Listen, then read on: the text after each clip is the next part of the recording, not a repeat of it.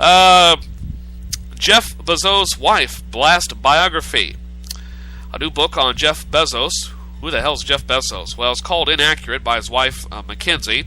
She disliked the book so much she posted a scathing one-star review to Amazon.com yesterday. I have no idea who they are. In the wacky but true files, cat shoots Russian man. Sounds like something out of Conan O'Brien.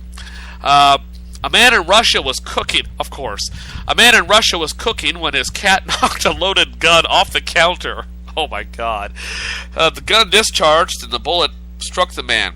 He was taken to a hospital for treatment. Well, I hope that cat called 911. I assume they have 911 in Russia by now. Drew Barrymore is expecting her second child. Now, Barrymore and husband Will Kopelman are expecting their second child. Barrymore has spoken of her plan to expand her family, saying that she wants her daughter Olive, who's 13 months old, to have a sibling. She recently told InStyle magazine, "I was an only child, and it was lonely."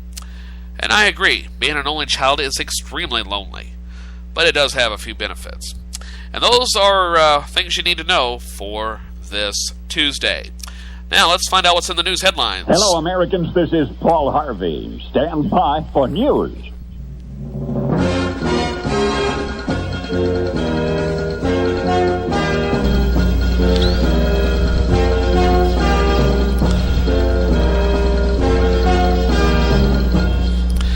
And in news headlines this morning, shots fired at a New Jersey mall. At least one gunman is believed to have fired at security cameras at the Westfield Garden State Plaza Mall in Paramus, New Jersey, according to police. There were no immediate reports of injuries, and police were on the scene hunting store by store for the gunman inside the mall. No further details were known as of late last night, as of press time, but mall employees report a person dressed in black carrying a gun and hearing 6 or 7 shots fired at about 9:30 last evening. Family of LAX gunman speaks out. The family of Paul Anthony Ciancia is the suspect in last week's shooting at the Los Angeles International Airport spoke out yesterday for the first time since the shooting on Friday. They expressed sympathy for the victims' families. In a statement read by their attorney, they said, "We, like most Americans, are shocked and numbed by the tragic events of last Friday. We acknowledge the need to understand what happened and why it happened." And finally, a federal U.S. appeals court in Denver yesterday temporarily halted the slaughter of horses for meat. The injunction bars the U.S. Department of Agriculture from inspecting 2 plants in Missouri and New Mexico, which were preparing to open in the near future. The injunction came after the Humane Society filed an emergency injunction, saying the department failed to conduct proper environmental studies when it issued permits to the slaughterhouses. And those are the news headlines. I'll have more news in a few minutes, courtesy of the CBS World News Desk, following Today in History.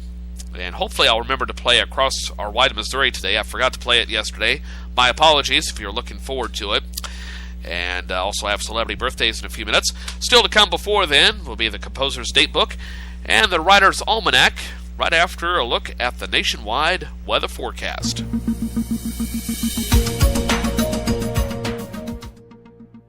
Hi, meteorologist Scott Larimore checking out our 3-day forecast, and we're watching this Pacific cold front charge Wednesday through the lakes down into western parts of the Gulf of Mexico. I think into Wednesday and Thursday it'll be sliding onto the 95 corridor. Does have some cold air behind it. We've got some pretty good snows going on the cold side of this guy across the UP of Michigan, northern Wisconsin, and southern Minnesota. Some 6-inch snowfall totals on the cold side of this storm system. Out across the west, it's beautiful Wednesday in San Francisco, dry weather, 72 degrees, 82 in Los Angeles, and really nice weather here in the desert Southwest, 79 degrees in Phoenix at Sky Harbor, 79 at New Orleans as well. Here comes the rain into New York and Boston, the 95 corridor getting wet here on Thursday as our Pacific front slides onto the eastern seaboard. Quiet weather in the heart of the country, and a new storm system coming in here to the northwest. This one means business with some 40-mile-an-hour winds to parts of the northwest. Northern stretch of the I-5 corridor getting windy and wet. Some mountain snows coming back into parts of the northern Rockies And it looks like this storm system is going to be a fast mover. In fact, towards Friday, it zips all the way on over towards the Dakotas and northern parts of Minnesota with another shot of cold air, some snow, and some wind.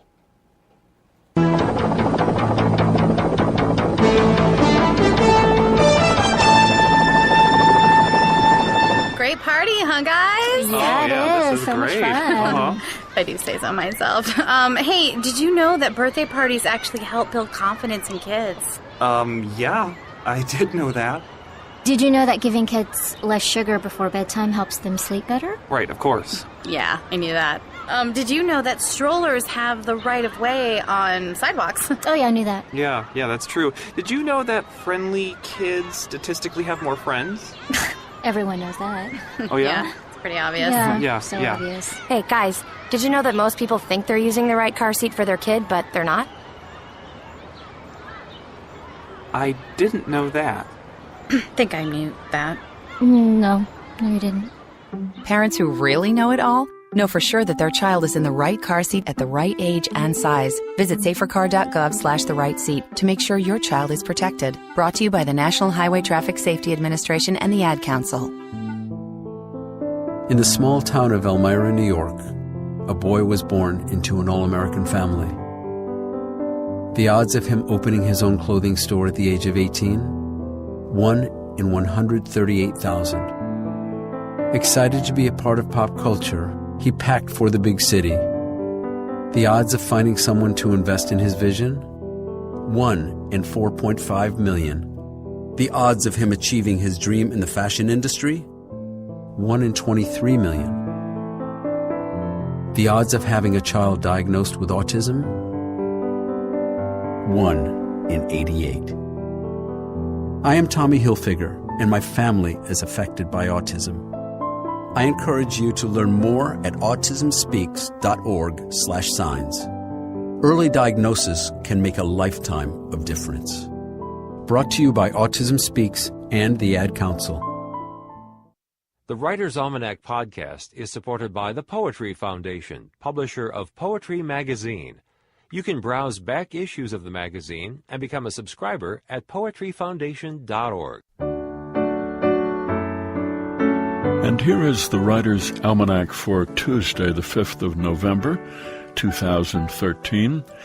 It's the birthday of the runner and writer George Sheehan, born in Brooklyn, 1918. He was a track star at Manhattan College, became a successful doctor, hit a midlife slump, started drinking heavily, read a Greek philosopher who said that the glory of God was man fully alive, and it convinced George Sheehan to go back to running. He ran on the roads. Before people did this, he ran in a ski mask and long johns, 45 years old. And 5 years later, he set a world record for his age group with a mile of 4 minutes and 47 seconds. He ran 50 marathons, including 21 consecutive Boston marathons. He wrote a weekly column about running, which continued for 25 years. When he resumed running in the mid-1960s, amateur running was pretty much unheard of, and by the late 70s, 30 million Americans were running for recreation. George Sheehan, who wrote, "It's very hard in the beginning to understand that the whole idea is not to beat the other runners. Eventually you learn that the competition is against the little voice inside you that wants you to quit." The music of a marathon is a powerful strain, one of those tunes of glory. It asks us to forsake pleasures, to discipline the body, to find courage, to renew faith, and to become one's own person, utterly and completely. It's the birthday of the man who said, "I am opposing a social order in which it is possible for one man who does absolutely nothing that is useful to amass a fortune of hundreds of millions of dollars, while millions of men and women who work all the days of their lives secure barely enough for a wretched existence." Eugene Debs, born in Terre Haute, Indiana, 1855, member of the Brotherhood of Locomotive Firemen, went on to become the editor of their national magazine. went to prison for supporting the Pullman strike of 1894, and ran for president on the socialist ticket in 1900. Eugene Debs said, "I recognize my kinship with all living things. I am not one bit better than the meanest on the earth. While there is a lower class, I am in it. While there is a criminal element, I am of it. While there is a soul in prison, I am not free." Here's a poem for today by Wesley McNair, entitled The Book of A. Raised during the Depression, my stepfather responded to the economic opportunity of the 1950s by buying more and more cheap second-hand things meant to transform his life. "I got this for $100, he said, patting the tractor that listed to one side, or the dump truck that started with a roar and wouldn't dump. Spreading their parts out on his tarp, he'd make the strange whistle he said he learned from the birds for a whole morning before the silence set in. Who knows where he picked up the complete A to Z encyclopedias embossed in gold and published in 1921. They were going to take these to the dump, he said.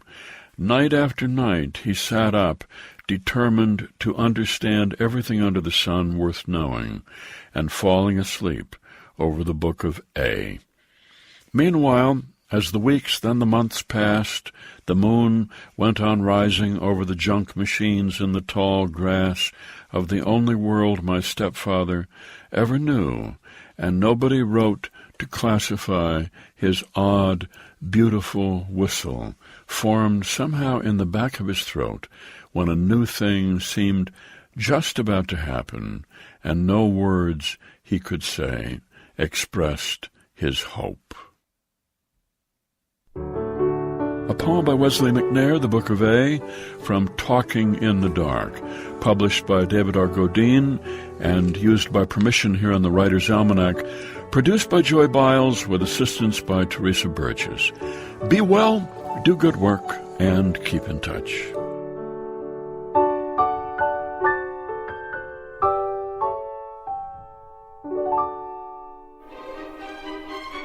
This is the Composer's Datebook for November 5th. I'm John Zeck.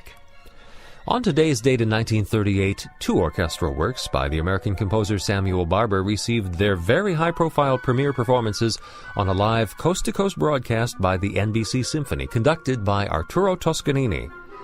Toscanini had met Barber in Austria the previous year when Barber's Symphony No. 1 was performed at the Salzburg Music Festival.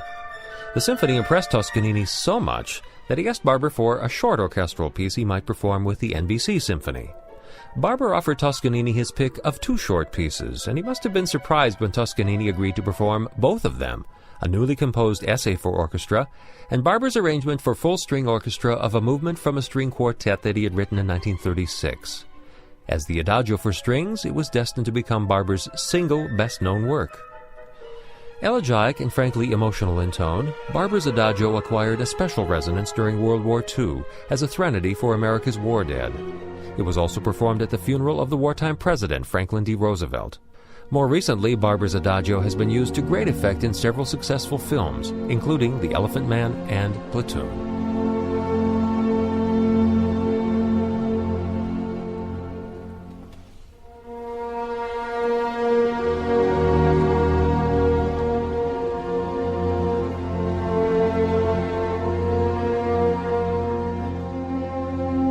In a memorial tribute to Barber, American composer Ned Rorem wrote, "If Barber, 25 years old when the Adagio was completed, later aimed higher, he never reached deeper into the heart."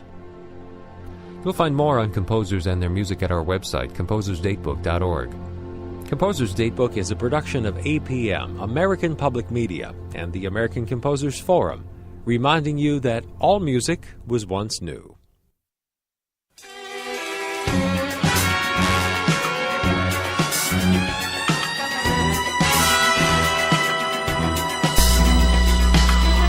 Welcome back to Studio 27 on this Tuesday morning as we roll on the 5th day of November. And today in history in just a little bit. Right now, though, it's time for celebrity birthdays. So let me get the celebrity birthday music out along with the party favors. And we'll get that set up right there, and away we go. Damn it, Jim, what the hell's the matter with you? Other people have birthdays.